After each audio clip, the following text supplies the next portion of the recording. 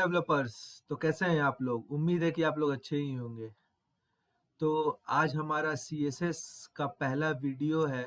तो आज हम लोग इंट्रोडक्शन क्लास करेंगे CSS का, कि CSS क्या होता है, क्यों यूज़ करते हैं, और इसके इसके कुछ इंटरव्यूज क्वेश्चंस भी हम लोग आज देखेंगे। ठीक है, तो चलिए CSS स्टार्ट करते हैं। तो सबसे पहले हम लोग देखते हैं कि CSS है क्या। What is CSS? तो CSS का फुल फॉर्म क्या होता है? जैसे HTML का फुल फॉर्म होता है हाइपर टेक्स्ट मार्कअप लैंग्वेज, वैसे ही CSS का फुल फॉर्म होता है कास्केडिंग स्टाइल शीट। ये एक सिर्फ स्टाइल शीट है। इसमें हम लोग वेबसाइट का स्टाइल्स बनाते हैं, जैसे डिजाइन करते हैं। ठीक है, और जो CSS है ये किस पे अप्लाई होता है? तो ये HTML का एलिमेंट्स पे अप्लाई होता है। जो एलिमेंट्स पे अप्लाई करके हम लोग उसका स्टाइल अच्छा कर सकते हैं। ठीक है, और ये डिस्प्ले कहाँ पे होता है? तो ये स्क्रीन पे डिस्प्ले होगा। अदर मीडिया जैसे desktop screen, small screen, laptop screen, वहाँ पे सब दिखाई देता है। ठीक है, CSS क्या है? CSS saves a lot of work. CSS के अंदर हम लोग हर पेज का, जैसे वेबसाइट पे हमारा बहुत सारे डिफरेंट पेजेस होते हैं, होम पेज, अबाउट पेज, तो सभी पेजेस का हम लोग एक ही CSS के अंदर उसका सब का डिजाइन स्टोर कर सकते हैं, या फिर अलग अलग भी कर सकते हैं। तो वही लिखा है कि CSS क्या है? Saves a lot of work. और ये क्या है? ये हम लोग जिससे CSS में क्या करते हैं कि CSS में हम लोग डिफरेंट डिफरेंट स्मॉल स्क्रीन हुआ, जैसे स्मॉल स्क्रीन जैसे मतलब हम लोग का जो फोन होता है, मोबाइल फोन, उसका स्क्रीन छोटा होता है। फिर हम लोग का जो टैबलेट होता है, टैबलेट, उसका स्क्रीन बड़ा होता है, लैपटॉप का उससे बड़ा, और डेस्कटॉप का सबसे बड़ा। तो हर स्क्रीन के लिए हम लोग लेआउट भी CSS में सेट कर सकते हैं। ठीक है, तो ये हो गया CSS का डेफिनेशन। ठीक है, अब हम लोग पढ़ते हैं कि CSS हम लोग यूज क्यों करते हैं। तो मैंने अभी आपको बताया, CSS हम लोग यूज करते हैं स्टाइल्स करने के लिए हमारे वेब पेजेस में, और इसमें इंक्लूड होता है design, layout, variant in displace of different devices and screen size. अभी मैंने आपको बताया कि छोटे स्क्रीन से लेके बड़े स्क्रीन तक का साइज हम लोग यहाँ पे डिजाइन कर सकते हैं CSS के अंदर। तो यही होता है यूजेस CSS का।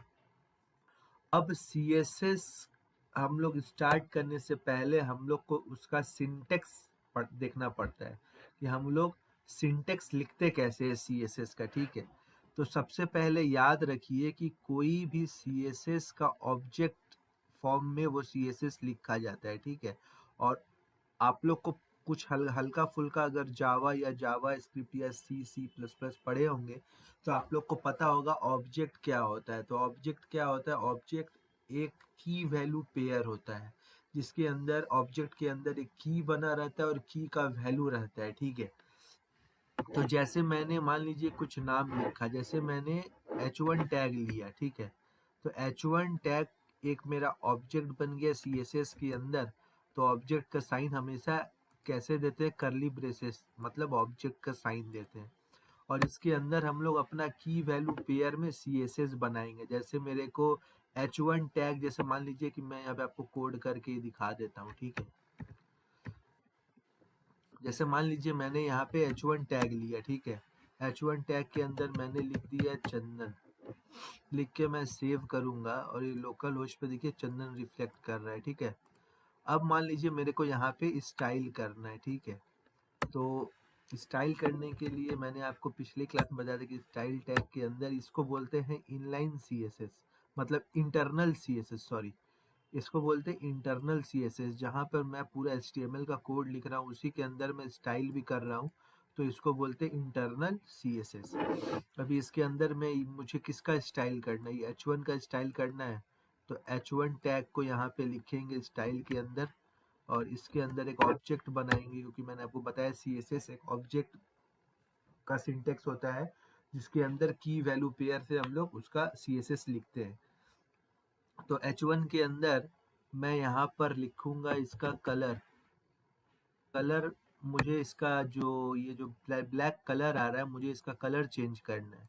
तो सिंपली लिखूंगा मैं कलर। तो ये देखिए ये की बन गया एक मेरा। ऐसे ही ना लिखते हैं ऑब्जेक्ट के अंदर, ये की, उसके बाद डबल डॉट, उसके बाद उसका वैल्यू। तो यहाँ पर मैं मान लें इसका वैल्यू मैं रेड दे देता हूँ, रेड दे के मैं इसको सेव करूँगा तो ये देखिए कलर चेंज हो गया, ठीक है। अभी वही अगर मैं इसका फॉन्ट साइज, जैसे मान लीजिए इसका साइज अभी 16 पिक्सल होगा, नहीं H1 का साइज 20 to 25 बाई डिफ़ॉल्ट होता है। अगर मैं इसका फॉन्ट साइज मैं इसका दे देता हूँ 30 पिक्सल, दे के मैं सेव करूँगा तो ये देखिए 30 पिक्सल छोटा हो गया। अभी मैं इसको 100 पिक्सल दे दूंगा तो ये देखिए बहुत बड़ा हो गया। तो ये ऐसे ही हम लोग स्टाइल करते हैं। तो यहाँ पर आपको एक बात समझना पड़ेगा, ये जो H1 है जो मैंने ब्रैकेट के बाहर लिखा है, इसको हम लोग बोलते हैं सेलेक्टर। क्या बोलते हैं? सेलेक्टर। कि इसको सेलेक्ट करो और इसका ही मेरे को स्टाइल ऑब्जेक्ट के अंदर जो लिखेंगे वो इसी का स्टाइल लिखाएगा, इसीलिए इसको बोलते हैं सेलेक्टर इन CSS, जो करली ब्रेसेस के पहले लिखते हैं, ठीक है। अब इसके अंदर देखिए एक डबल डॉट के पहले एक की लिखा हुआ है और डबल डॉट के बाद उसका वैल्यू लिखा हुआ है, ठीक है। तो ये जो लिखा है कलर, इसको बोलते हैं प्रॉपर्टी। क्या बोलते हैं इसको? इसको बोलते हैं प्रॉपर्टी, ठीक है। ये जो अंदर कलर लिखा है और इसके बाद वाला जो चीज है डबल डॉट के बाद, इसको बोलते हैं वैल्यू। तो ये प्रॉपर्टी का ये वैल्यू है, ये प्रॉपर्टी का ये वैल्यू। आप सिंपली दिमाग में रख सकते हैं कि एक ऑब्जेक्ट के अंदर हमेशा की वैल्यू पेयर लिखते हैं। तो यही ऑब्जेक्ट है मेरा, इसके अंदर की लिखे उसका वैल्यू लिखे, फिर की लिखे उसका वैल्यू लिखे, ऐसे करके स्टाइल शीट में हम लोग सिंटेक्स लिखते हैं, ठीक है। उम्मीद है कि ये आपको समझ में आ गया होगा। हाँ, नहीं आया तो कमेंट कीजिएगा, मैं आपको डिटेल्स में एक्सप्लेन कर दूंगा, ठीक है।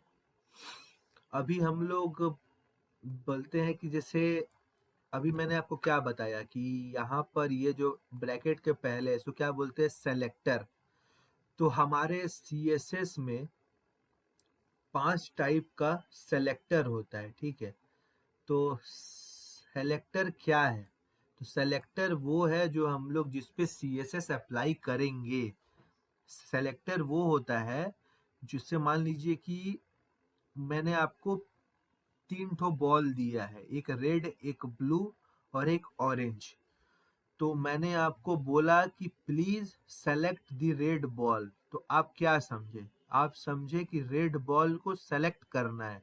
वैसे ही CSS कैसे समझेगा कि कौन सा टैग को या कौन सा डिव को या कौन सा कोई भी एलिमेंट को मेरे को CSS उसका ये है और दूसरा एलिमेंट का CSS ये है, तीसरा का ये है, तो वो CSS कैसे समझेगा? तो उसके लिए ही हम लोग यूज करते हैं सेलेक्टर, ठीक है। तो सेलेक्टर 5 टाइप का होता है। सबसे पहले होता है एलिमेंट सेलेक्टर। एलिमेंट सेलेक्टर मतलब जैसे मैंने अभी आपको बताया H1 टैग। तो ये जो H1 टैग मैंने आपको बताया, तो ये H1 क्या है मेरा? H1 nav bar, image, img tag, H2, H3, H5, ये क्या है? ये मेरे टैग्स हैं, ठीक है। तो टैग्स को मैंने एक बार बताया था आपको HTML क्लास में, टैग्स को हम लोग एलिमेंट भी बोलते हैं, ठीक है। तो ऐसे अगर आप कोई भी एलिमेंट को डायरेक्ट यूज करते हैं स्टाइल शीट के अंदर, तो उसको हम लोग बोलेंगे वो CSS का एलिमेंट सेलेक्टर है, ठीक है। यहाँ पे आप कोई भी टैग को यूज कर सकते हैं और उसका स्टाइल दे सकते हैं, ठीक है। अब हमारा दूसरा आता है आईडी सेलेक्टर। अब आईडी सेलेक्टर से पहले आपको समझना होगा आईडी क्या होता है। तो आईडी क्या होता है? मान लीजिए आप क्लासरूम में हैं और क्लासरूम में 60 बच्चा है, तो 60 बच्चा में से सबका यूनिक रोल नंबर रहता है ना।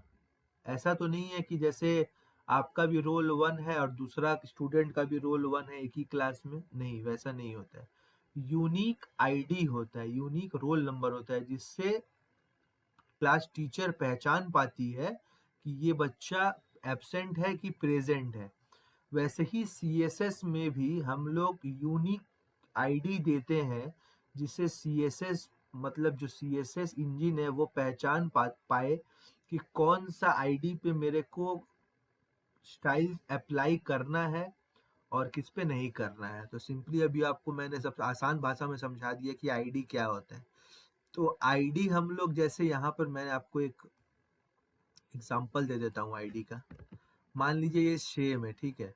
अभी मैं यहाँ पर H1 ना लिख के मैं यहाँ पे जैसे मैंने H1 टैग लिया है, इसके अंदर चंदन लिखा है। अभी मैं आपको बताता हूँ कि आईडी कैसे यूज करते हैं। तो ये जो H1 टैग पहले स्टार्टिंग टैग है ना, इसके अंदर एट्रीब्यूट लिखते हैं तो इसके अंदर एक एट्रीब्यूट आता है आईडी बोल के। ये देखिए ऊपर में आ गया आईडी। अब आईडी क्लिक करिएगा। अब आईडी में आपको कुछ नाम देना पड़ता है, कुछ भी नाम दे दीजिएगा।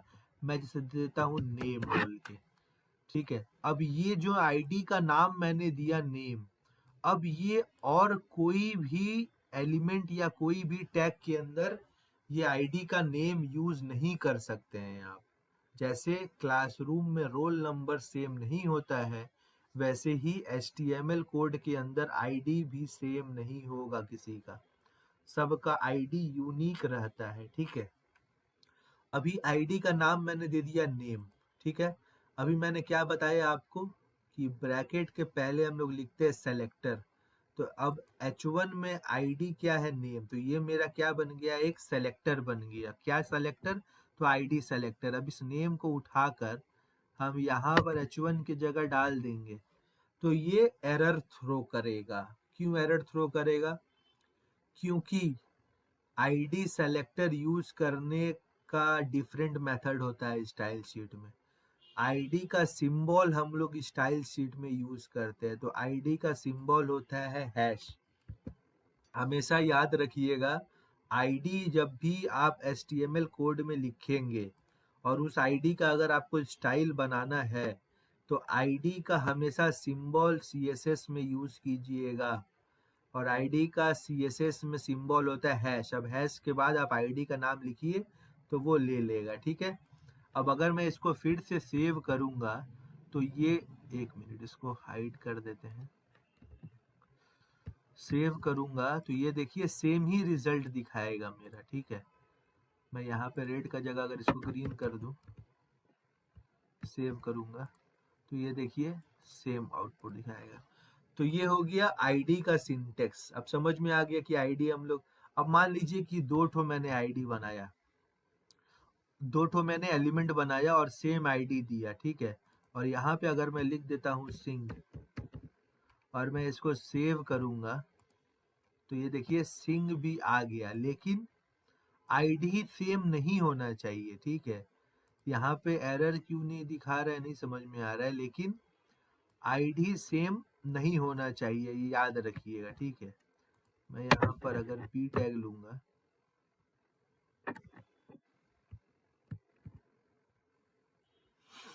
ठीक है।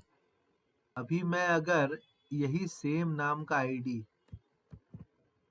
दोबारा अगर CSS करता हूँ और इसको मैं दूंगा रेड और सेव करूंगा तो ये देखिए प्रॉब्लम समझ में आया। तो ये है प्रॉब्लम, ठीक है। उम्मीद है कि आप लोग समझ गए होंगे। आईडी यूनिक रहता है तो आईडी को एक ही लिखा जाता है, दो लिखा नहीं जाता है, ठीक है। आईडी हमेशा यूनिक लिखा जाता है, ठीक है। अभी आप लोग समझ गए होंगे आईडी क्या होता है। अभी होता है क्लास। तो क्लास होता है, जैसे मान लीजिए कि आपके स्कूल में स्पोर्ट्स हो रहा है, ठीक है। और स्पोर्ट्स में 4 ग्रुप बना हुआ है, green group, red group, yellow group, white group. तो अगर मान लीजिए कि कोई भी सर को या मैम को उस ग्रुप को बुलाना है, या उस ग्रुप को, कोई भी जो ग्रुप है उसका नाम है उसके पास, और उसको उसी एक ग्रुप का सभी बच्चा को चॉकलेट देना है और बाकी कोई ग्रुप का नहीं, तो वो कैसे करेगा, तो वो ग्रुप का नाम बोलेगा। तो वो क्लास का या ग्रुप का नाम बोलता है, ठीक है। तो क्लास हमेशा याद रखिएगा ग्रुप के लिए यूज करते हैं और आईडी हमेशा सिंगल एलिमेंट के लिए यूज करते हैं। समझ में आया क्या बोल रहे हैं? एग्जाम्पल में बता देता हूँ। जैसे मान लीजिए यहाँ पर मैंने 5 H1 बनाया और सब का आईडी के जगह अगर मैं क्लास नेम कर दूं क्लास कर दूं नेम। और अब अगर मैं यहाँ पे स्टाइल के अंदर, अब मान लीजिए कि जो आईडी का सिंबल होता है हैश और क्लास का सिंबल होगा डॉट, हमेशा याद रखिएगा। नेम, इसमें अगर मैं कलर दूं गोल्डन और इसको मैं सेव करूंगा, तो ये देखिए पांचों सेमी कलर का आ गया। ठीक है, तो कोई भी ग्रुप ऑफ एलिमेंट्स को अगर आपको सेम स्टाइल देना है तो वहां पे आप क्लास नेम लगाएंगे।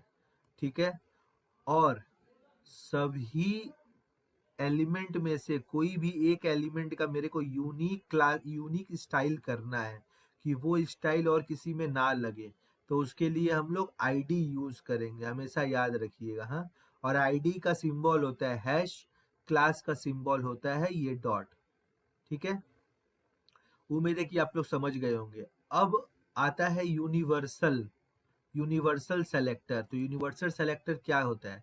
यूनिवर्सल सेलेक्टर हमेशा टॉप में हम लोग देते हैं और उसका सिंबल होता है स्टार। ठीक है, यूनिवर्सल सिलेक्टर क्यों हम लोग करते हैं? तो यूनिवर्सल सिलेक्टर हम लोग इसलिए करते हैं क्योंकि बाय डिफॉल्ट हमारे वेब पेज में अपने आप कुछ स्टाइल्स लिया हुआ रहता है, तो उसको हटाने के लिए हम लोग सिंपली स्टार मतलब यूनिवर्सल सेलेक्टर लिख के ऑब्जेक्ट बनाते हैं और इसके अंदर सब डिफॉल्ट वैल्यू 0 कर देते हैं। जैसे मार्जिन 0, पैडिंग 0 और बॉक्स साइजिंग बॉर्डर बॉक्स। इसको सेव करूंगा तो ये देखिए बाहर से जितना मार्जिन था वो सब हट गया। और मार्जिन पैडिंग क्या होता है? ठीक है, तो ये मैं आपको जब बॉक्स मॉडल समझाऊंगा तब मैं आपको बताऊंगा कि मार्जिन पैडिंग और बॉर्डर क्या होता है। ठीक है, उसका एक अलग वीडियो बनाऊंगा जिसमें मैं सिर्फ आपको बॉक्स मॉडल बताऊंगा सीएसएस का। ठीक है, अभी के लिए फिलहाल समझ लीजिए कि जो यूनिवर्सल सेलेक्टर होता है वो क्या करता है, बाय डिफॉल्ट जो हमारा वेब ब्राउजर स्टाइल्स ले रहा है उसको हटाने के लिए हम लोग यूनिवर्सल सेलेक्टर यूज करते हैं। ठीक है, अब है सीएसएस ग्रुपिंग सेलेक्टर। तो ग्रुपिंग सेलेक्टर में मैं आपको बता देता हूँ क्या होता है। ग्रुपिंग सेलेक्टर से मान लीजिए यहाँ पे मैंने लिखा नेम, दूसरा में मैंने लिख दिया एज। ठीक है, और इस सब को मैं एक डिव के अंदर रैप कर देता हूँ और यहाँ से मैं ये 3 हटा देता हूँ नीचे का। ठीक है, अभी देखिए अभी चंदन और 28, ठीक है, ये दो ठो मेरा आ गया। अब मैं अगर मेन डिव के अंदर क्लास दूंगा पेरेंट बोल के, क्योंकि ये पेरेंट कंटेनर है ना, इसके अंदर चाइल्ड कंटेनर है। अब पेरेंट और चाइल्ड क्या होता है? मान लीजिए पापा है, पापा का बच्चा है, तो जो आपके जो पेरेंट हुए वो कौन हुए? पापा। वैसे ही ये जो डिव है जो पूरा अपना अंदर में एलिमेंट कंटेन कर रहा है, तो ये दोनों जो कंटेन कर रहा है तो इसका फादर कौन हुआ? इसका फादर हुआ ये डिव। तो कुछ भी चीज करना होगा इसके अंदर तो हम लोग पहले इसके पेरेंट्स का नाम लिखेंगे, उसके बाद उसका एलिमेंट का नाम लिखेंगे और तब जाके स्टाइल करेंगे। उसको बोलते हैं ग्रुपिंग एलिमेंट, ग्रुपिंग सेलेक्टर।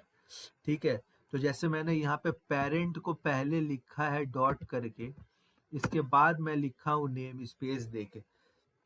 ठीक है, और ऐसे ही कॉमा देके अब फिर से मैंने पेरेंट लिखा है उसके बाद, और मैं यहाँ पे लिखूंगा एज। ठीक है, अब मैं इसको देखिए सबसे पहले अभी ऐसे बिना उसका तो ऐसे दिख रहा था, अभी यहाँ मैं सेव करूंगा और यहाँ पर जाऊंगा, देखिए दोनों गोल्डन हो गया।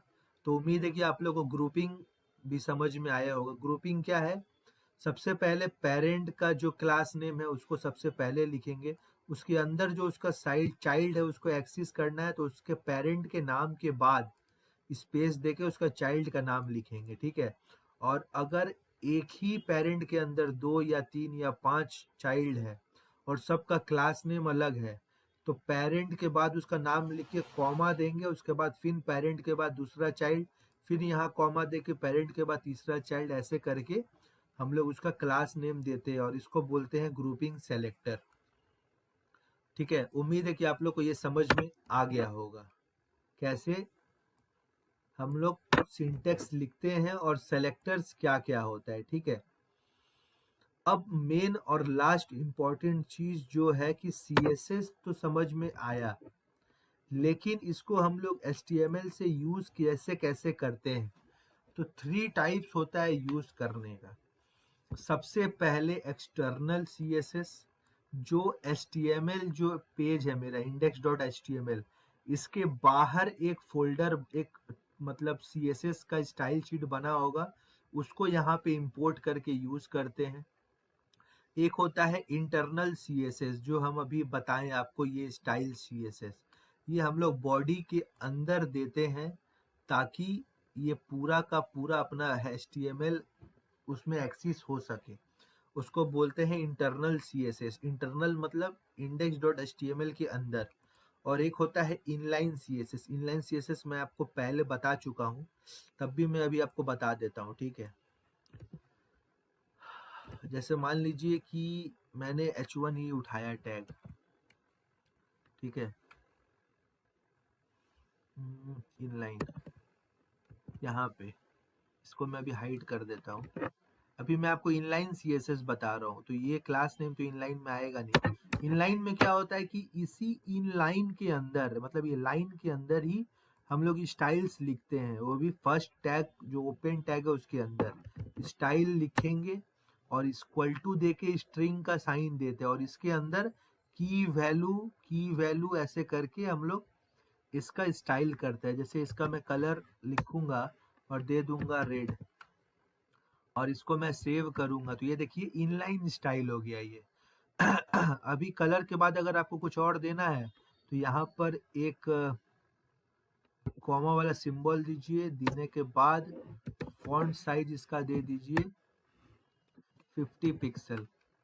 ठीक है, दे के इसको सेव कीजिए, तो ये देखिए चंदन आ गया। ठीक है, तो ये होता है इनलाइन स्टाइल, जो एलिमेंट के अंदर ही हम लोग फर्स्ट ओपनिंग टैग के अंदर स्टाइल लिख के हम लोग इसका स्टाइल्स करते हैं। ठीक है, अब है लास्ट बच गया एक्सटर्नल CSS।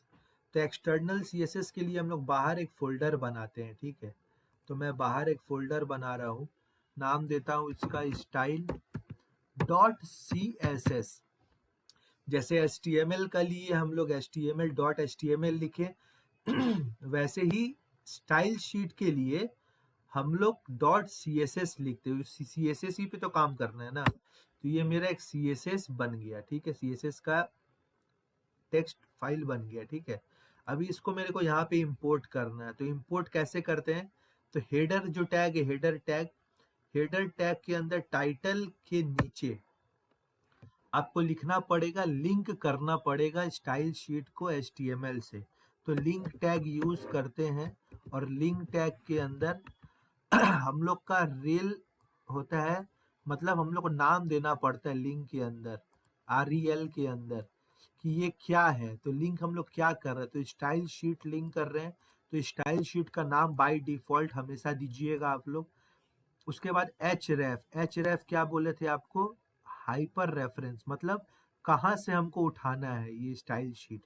तो स्टाइल शीट कहाँ से उठाना है मेरे को, तो हम लोग को index.html के पेज पे है, तो index.html के पेज से बाहर निकल के style.css वाला पेज को हम लोग को लिंक करना है। तो डॉट स्लैश से हम लोग बाहर निकल गए।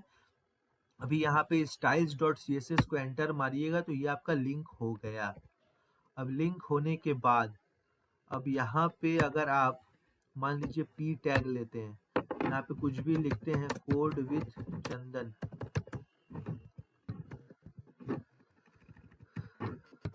लिखें।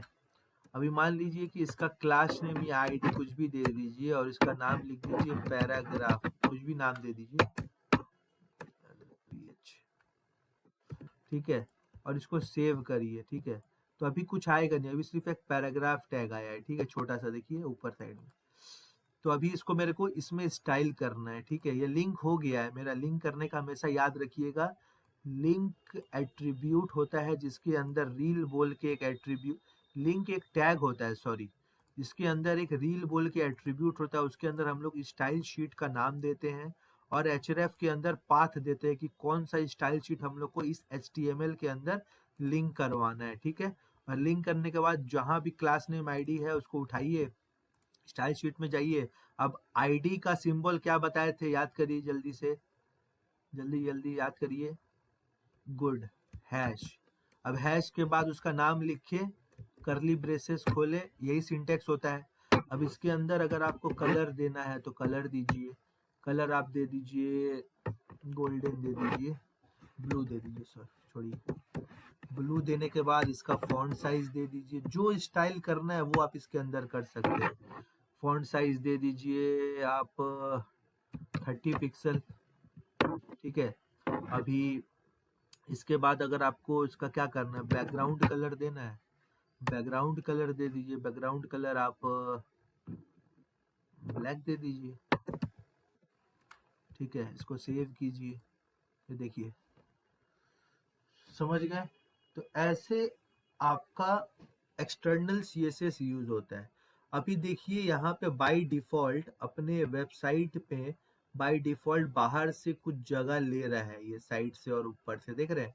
तो इसको हटाने के लिए मैंने आपको क्या बताया था, यूनिवर्सल सेलेक्टर, हमेशा याद रखिएगा, यूनिवर्सल सेलेक्टर जो स्टार और करली ब्रेसेस से स्टार्ट होता है। अभी इसके अंदर मार्जिन 0 कर दीजिए, पैडिंग 0 कर दीजिए और बॉक्स साइज बॉर्डर बॉक्स दे दीजिए। ठीक है, देने के बाद अब सेव करिए तो ये देखिए मार्जिन पैडिंग सब बाहर से हट गया है। ठीक है, अभी इसमें आप उम्मीद है कि आप लोग समझ गए होंगे कि स्टाइल शीट क्या है, कैसे यूज होता है, कितना टाइप का स्टाइल शीट होता है, एक्सटर्नल, इंटरनल और इनलाइन। ठीक है, और आप सेलेक्टर समझ गए, कैसे कैसे कितना टाइप के सेलेक्टर है, कैसे यूज करते हैं। ठीक है, अभी एक लास्ट और इम्पॉर्टेंट चीज ये याद रखिएगा कि इनलाइन जो CSS होता है, अगर कोई भी एलिमेंट के अंदर अगर आपने इनलाइन CSS दे के रखा है और फिर वही इनलाइन CSS पे आप स्टाइल शीट में उसका क्लास नेम या आईडी दे के उसका कलर चेंज करेंगे तो वो जिंदगी में कभी भी चेंज नहीं होगा, क्योंकि ये जो 3 वेज मैंने आपको बताया, इसमें टॉप प्रायोरिटी CSS किसको देता है,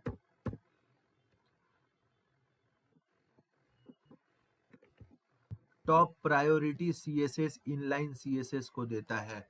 अगर कोई भी एलिमेंट में आपने इनलाइन CSS कुछ भी करके रखा है और वही इनलाइन CSS आप चाहते हैं कि वो वहाँ रहे, लेकिन उसका कुछ और स्टाइल में एक्सटर्नल CSS या इंटरनल CSS में दूँ उसी सेम एलिमेंट का, तो वो अप्लाई नहीं होगा, वो ओवरराइड करते रहेगा बार बार इनलाइन CSS, क्योंकि इनलाइन CSS का इम्पोर्टेंट मेन टॉप प्रायोरिटी रहता है।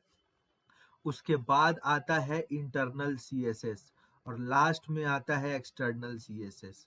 तो उम्मीद है कि आप लोग प्रायोरिटी समझ गए होंगे।